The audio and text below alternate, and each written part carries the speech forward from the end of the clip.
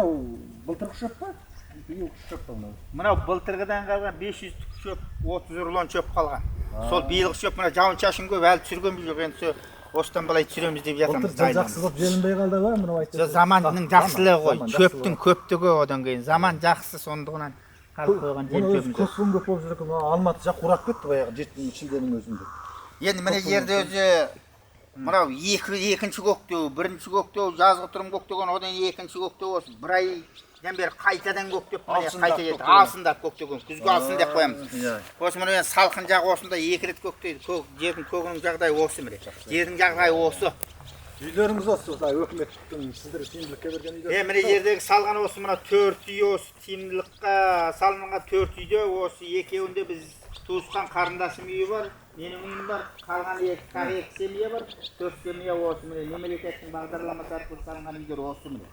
Осыда келгелі осыда отырмыз міне. Ойбай суық ондай мындай отыра алмаймыз деген сөз артық дегенді айта береді, ондай сөз өтірік сөз міне. Қадірлі ағайындар, біз жаңағы Тоқтасын ағамыздың жайлауына келіп отырмыз. Жайлау дегенде анау 6 атанға жүк артып, аттың белін талдырып көшіп келетіндей, анау 20-30 көшіп келетіндей жер емес. Міне аудан орталығынан бері қарай бір қозы көшіп жүргені аудан орталығына жерде көрініп тұр. Осындай жердегі бір қырдың үстіндегі керемет жайылыс.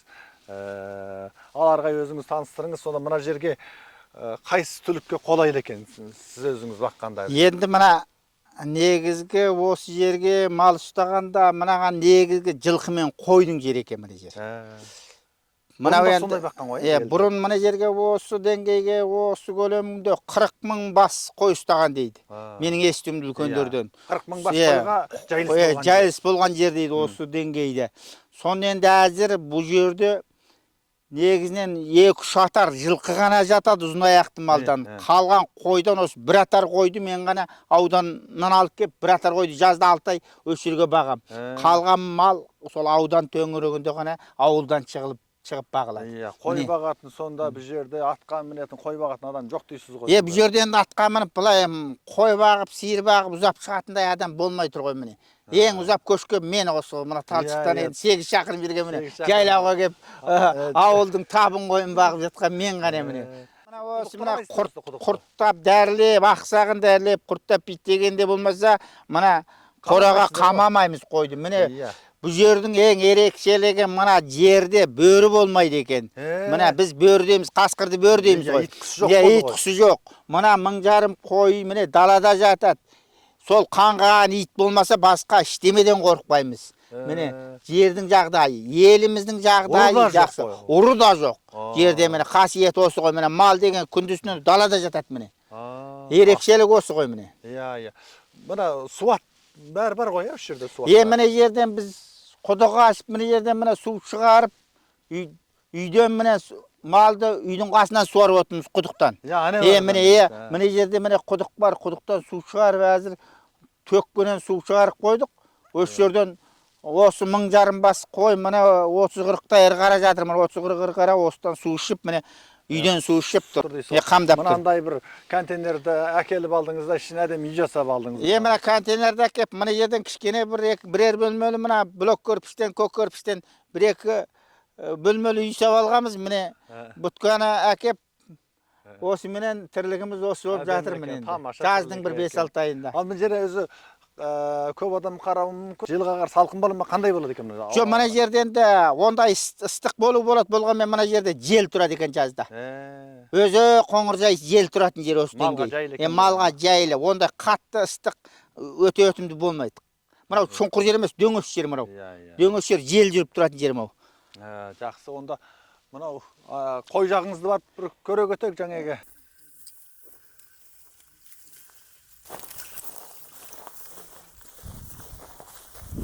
Құрметті оқырмандар, мынау көк жасыл әдемі пүлістей жерге қарап, көктем уақыт екені ойлап қалмаңыздар. Бүгін қыркүйектің 4, яғни 9 айдың 4-і. Тоқтасын ағамыздың әзір біз жай өрісінде жүрміз, қой өрісінде. Жер дегенің шалғын жаңадан көшіп келіп, бақамен жапырып керегені жайып үйтігетіндей болып тұр әлі де. Шөптің сондылығы сондай. Қойыңыз осымен жондап жатады екен ғой сонда. Ешқашан оты таусылмайды ғой, міне осы Өшөрдө жаз 6 ай жатканда мына шөптүң сонусу басылмайт мени. Сонусу басылмайды. Сонусу басылмайт мени. Карап жер ғой. Мына каротту мына вактыкты жуусанды бетегели мына бетегели белге токтойм деп жылкы айтып дегендей мына бетегели белде болсун айтады міне. Міне бетегели белде турмуз азыр мынау негизинен мына Акжар ауданының бетегели бели мына Коңур дөңүндө турмуз азыр мына ауданның. Ауданымыз міне 8 шақырым көрүнүп тур міне.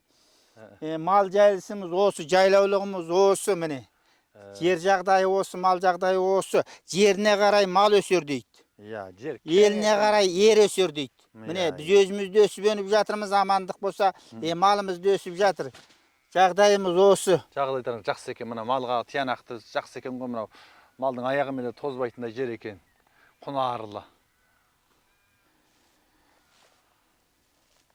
Енді жерді көрдіңіздер, елді көрдіңіздер. Ендігі менің айтатыным осы келетін кісілерге міне әмәлиятын жеткізіп жатырмыз, көрсетіп жатырмыз. Осыған қарай келіңіздер, солтүстік өңірдің бәріне қоныстаныңыздар. Жер кең, жер жетет, мал бақсаңыз, егін салсаңыз да, міне сол үшін келгеннен кейін тірлігімізді істеп, осы елменен етене болып, барлық өз еліміз, өз жеріміз, міне, жеріңіздің жағдай осы, малыңыздың жағдай осы, міне. Еңбек етсеңіз, бәрі болады дейсіз. Еңбек етсең, ерінбей, тояды қарның тіленбей деген сөз осы, міне. Еңбегімізге қарай, жеріміздің, еліміздің жағдайы осы. Жақсы, солтүстік бізге аманат, міне. Қандай керемет жер, тіпті қарап көз тоймайтындай, осы дөңгөш шығып ап, ары бері қарасаңыз да, сізден басқа көрші де жоқ қой, емес, маңайда мал бағып отырған жоқ. Міне, сөйлесетін адам жоқ әлі. Зерігесің міне. Мына кісіге көрші керек екен, ана жаққа 1000 жарым қойды, салық қойып, мына жерде дөңгөш шығып ап, мына кере қапқа қисайып жатып әңгімені жіберетін бір көрші керек болып тұр әзір.